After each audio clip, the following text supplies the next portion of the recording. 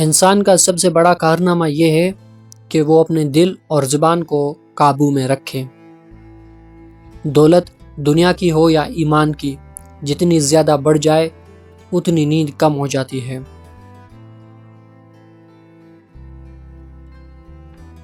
برے سلوک کا بہترین جواب اچھا سلوک ہے، اور جہالت کا بہترین جواب خاموشی ہے۔ دو انسانوں کا پیٹ کبھی نہیں بھرتا، پہلا وہ جس کو علم کی بھوک ہو اور دوسرا وہ جس کو مال کی بھوک ہو۔ اللہ کا ہر فیصلہ عقل اور انصاف پر مبنی ہوتا ہے، اس لیے حرف شکایت کبھی لب پر نہ لاؤ۔ کلام میں نرمی اختیار کرو، کیونکہ لہجے کا اثر الفاظ سے زیادہ ہوتا ہے۔ دنیا نصیب سے ملتی ہے اور آخرت محنت سے، لیکن لوگ محنت دنیا کے لیے کرتے ہیں اور آخرت کو نصیب پر چھوڑ دیتے ہیں۔ نفس وہ بھوکا کتا ہے جو انسان سے غلط کام کروانے کے لیے اس وقت تک بھونکتا رہتا ہے جب تک وہ غلط کام کروا نہ لے، اور جب انسان کوئی غلط کام کر لیتا ہے تو یہ کتا سو جاتا ہے، لیکن سونے سے پہلے انسان کے ضمیر کو جگا جاتا ہے۔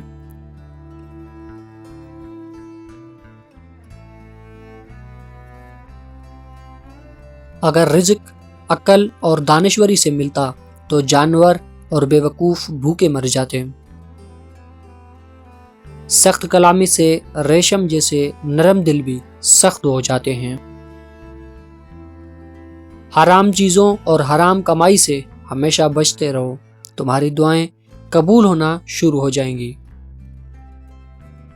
کسی کی پہچان علم سے نہیں بلکہ ادب سے ہوتی ہے، کیونکہ علم تو ابلیس کے پاس بھی تھا لیکن وہ ادب سے محروم تھا۔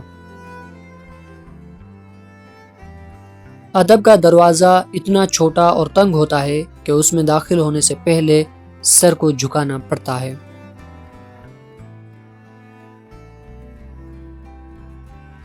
ہر لکھنے والے نے فنا ہو جانا ہے، لیکن لکھی ہوئی چیز ہمیشہ باقی رہے گی۔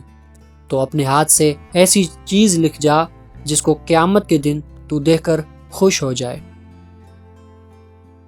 عورت کی بد اخلاقی پر صبر کرنے والا حضرت ایوب کے صبر کے برابر ثواب پائے گا۔ انسان کی تمام پریشانیوں کی وجہ مقدر سے زیادہ چاہنا، وقت سے پہلے چاہنا اور قناعت پسندی کی کمی ہے۔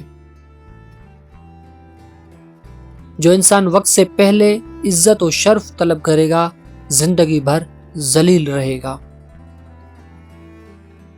جو شخص حرام مال کھاتا ہے اس کے تمام اعضاء گناہ میں پڑ جاتے ہیں، خواہ وہ چاہے نہ چاہے۔ دنیا میں ایمان کے بعد اگر کوئی چیز ڈھونڈنا ہو تو اچھا دوست ڈھونڈنا، کیونکہ اچھا دوست ایسی درخت کے مانند ہے جو سایہ بھی دے گا اور پھل بھی دے گا۔